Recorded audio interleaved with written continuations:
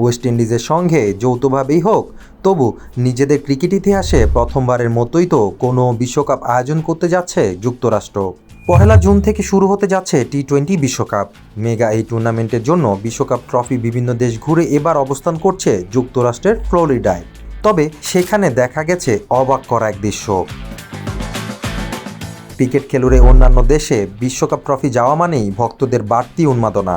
তবে যুক্তরাষ্ট্রের ফ্লোরিডায় চিত্রটা ভিন্ন। ট্রফি দেখার জন্য ডেকে ডেকেও কাউকে পাওয়া যাচ্ছে না। ফ্লোরিডার সোগ্রাস মিলসের রেইন ফরেস্ট ক্যাফেতে গতকাল কয়েক ঘন্টার জন্য বিশ্বকাপ ট্রফি ভক্তদের জন্য উন্মুক্ত করে দেওয়া হয়েছিল। তবে সেখানে স্থানীয় সরকারের কয়েকজন কর্মকর্তা ও গুটি কয়েক দর্শক ছাড়া কাউকেই দেখা যায়নি। অথচ সামাজিক যোগাযোগ মাধ্যম পোস্ট করে মানুষকে ডেকে চলছেন সেখানকার সংশ্লিষ্ট লোকজন। এমন পরিস্থিতিতে প্রশ্ন উঠেছে, বিশ্বকাপের ম্যাচগুলোতে যুক্তরাষ্ট্রের মাটিতে দর্শক হবে তো? আগামী 1 জুন ডালাসে যুক্তরাষ্ট্র ও কানাডার ম্যাচ দিয়ে বিশ্বকাপের পর্দা উঠবে।